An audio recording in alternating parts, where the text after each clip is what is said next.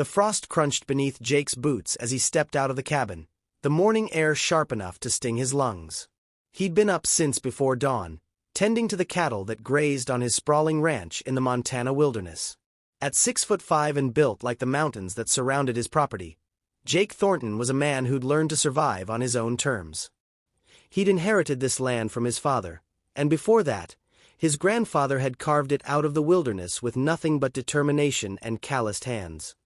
He was reaching for the axe to split some firewood when he heard it, a sound so faint he almost missed it over the rustling of the pine trees. A whimper. Maybe a wounded animal, he thought, though something about it made the hair on the back of his neck stand up. Jake stood perfectly still, listening. There it was again, coming from the direction of the tree line where the forest grew thick and dark. Moving with surprising quietness for a man his size, Jake walked toward the sound. His ranch was miles from the nearest town, and unexpected visitors were rare. As he pushed through the low-hanging branches, he saw her, a little girl, no more than 7 or 8 years old, huddled against a tree trunk. Her orange dress was torn and dirty, her face streaked with tears and grime. Her small body shook, though whether from cold or fear, Jake couldn't tell. "Hey there," he said softly, crouching down to make himself less imposing. "You okay, little one?" The girl's eyes went wide with terror, and she pressed herself harder against the tree. Jake held up his hands, showing he meant no harm. He'd been around enough frightened animals to know that sudden movements would only make things worse. "It's all right. I'm not going to hurt you. My name's Jake. What's yours?" The girl stared at him for a long moment, her chest heaving with rapid breaths. Finally, in a voice barely above a whisper, she said, "Emma." "Emma. That's a pretty name. Are you lost, Emma? Where are your parents?" At the mention of parents, the girl's face crumpled, and fresh tears spilled down her cheeks. "My mom," she sobbed. "They want to hurt my mom. She is sick." Jake felt his stomach drop. He glanced around the forest, suddenly alert to any sign of danger. "Who wants to hurt your mom, Emma? Where is she?"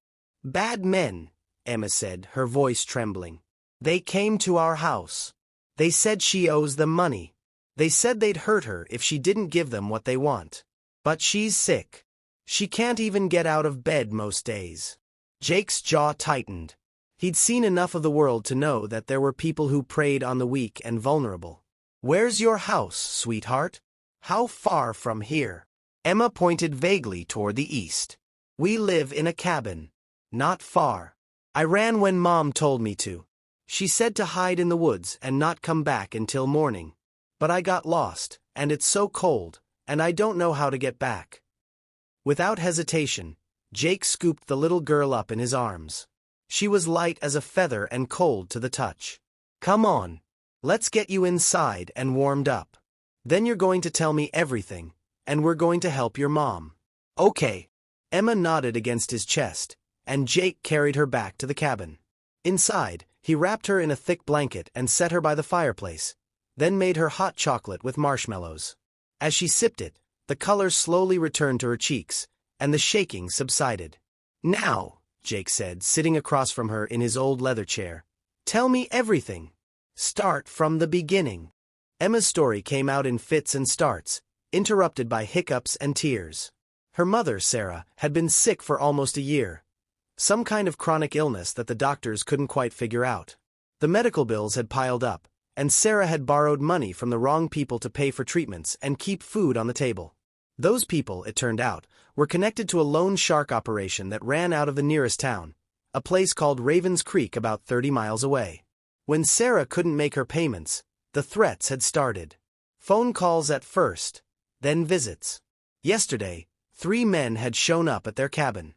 Emma had been hiding in her room, but she'd heard everything.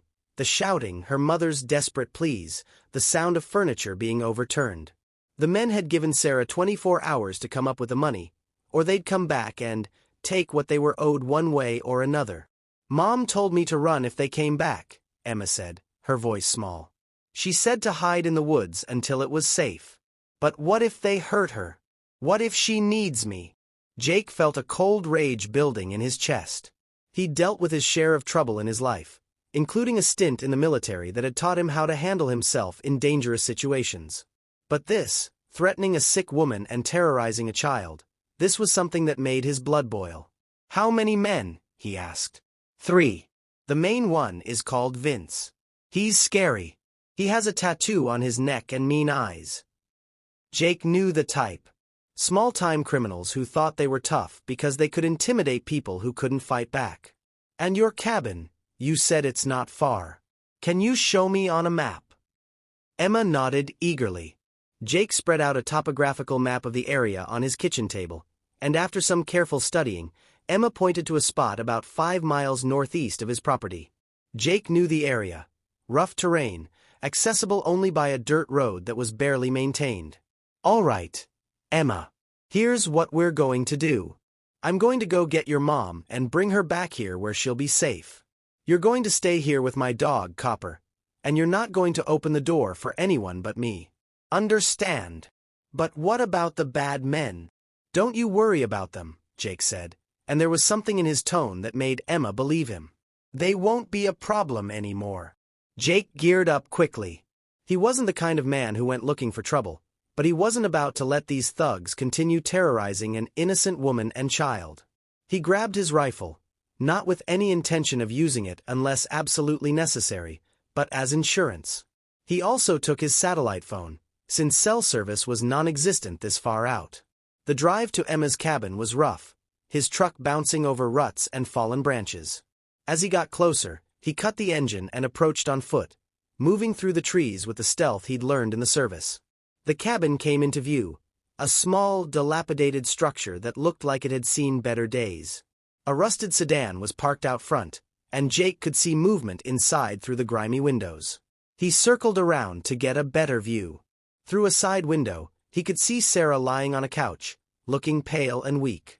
2 men stood over her, one of them, presumably Vince, doing all the talking. Jake couldn't hear the words, but he could read the body language. Threatening. Aggressive. The third man was leaning against the wall by the door, smoking a cigarette. Jake had dealt with enough bullies to know how this worked. They were counting on fear and intimidation. They weren't expecting anyone to stand up to them, especially not out here in the middle of nowhere. He made his decision in an instant. Walking straight to the front door, Jake kicked it open with enough force to send it crashing against the wall. All 3 men spun around, startled. The one by the door reached for something in his waistband, but froze when he saw Jake standing there, all 6'5" and 240 pounds of him, with a rifle held casually but purposefully. "I think you boys are in the wrong place," Jake said, his voice calm but carrying an edge of steel. Vince, to his credit, recovered quickly. He was a wiry man with a shaved head and, as Emma had said, a tattoo snaking up his neck. "Who the hell are you?" "I'm the guy telling you to leave. Now." Vince laughed, though it sounded forced. "You got no idea who you're messing with. Mountain man, this is between Stati Uniti and the lady. She owes Stati Uniti money." "She doesn't owe you anything," Jake said. "Those loans. Illegal asel. Usury laws in this state are pretty clear. What you're doing is extortion, and last I checked, that's a felony." The 3 men exchanged glances. Clearly, they hadn't expected to run into someone who knew the law. "You a cop?" one of them asked. "Nope. Just someone who doesn't like seeing women and children get threatened. So here's how this is going to work. You're going to walk out that door, get in your car, and drive away. You're going to forget this place exists. And if I ever hear that you've come back here or bothered this family again, I'm going to make sure every law enforcement agency in 3 counties knows exactly who you are and what you've been doing." Vince's face darkened. "You threatening me?" "I'm promising you," Jake said. "Now move." For a tense moment, nobody moved. Jake could see Vince calculating the odds, weighing whether his pride was worth the risk. The man by the door was still frozen, his hand hovering near his waistband. Jake shifted his stance slightly, a subtle reminder that he was ready for whatever came next. Finally, Vince spat on the floor. "This ain't over." "Yeah, it is," Jake said. "Get out." The 3 men filed out, throwing hostile glares over their shoulders. Jake followed them to their car, watching as they got in and drove away, the sedan bouncing down the dirt road in a cloud of dust. He stood there for a full 5 minutes, making sure they were really gone, before going back inside. Sarah was struggling to sit up on the couch, her face a mixture of confusion and relief. Who are you? Friend of Emma's, Jake said, setting the rifle aside. She showed up at my place this morning, scared out of her mind. Said those men were threatening you. Tears filled Sarah's eyes. Emma, is she okay? Where is she? She's safe. She's at my cabin, warm and fed. Now let's get you out of here. Can you walk? Sarah tried to stand but wobbled immediately. Jake caught her and, as gently as he could, lifted her into his arms. She weighed almost nothing, her body frail from illness and stress. He carried her to his truck and made the drive back to his ranch, where Emma was waiting anxiously by the window. The reunion between mother and daughter was enough to bring tears to Jake's eyes, though he'd never admit it. Emma threw herself into her mother's arms, and Sarah held her tight, sobbing with relief.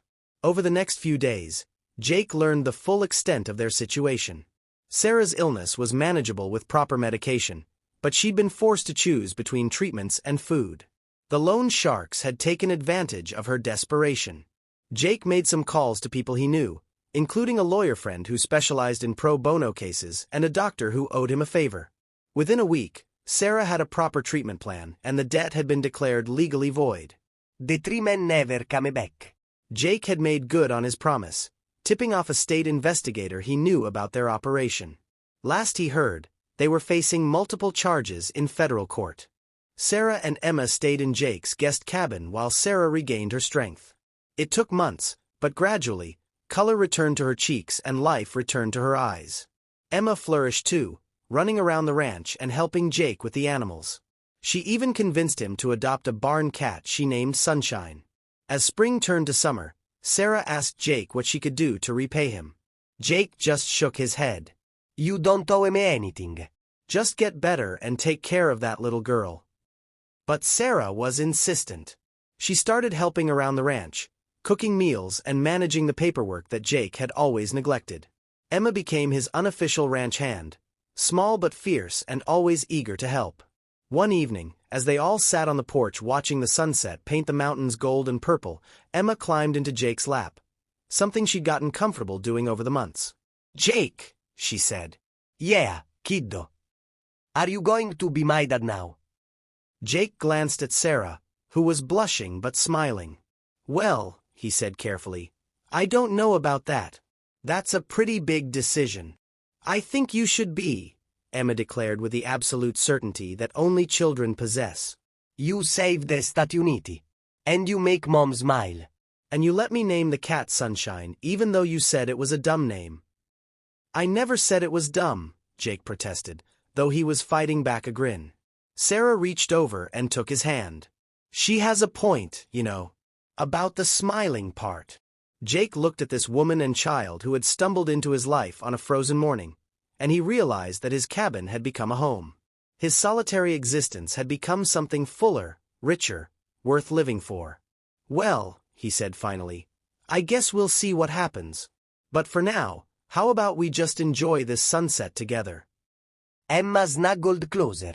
Okay, but I still think you should marry Mom.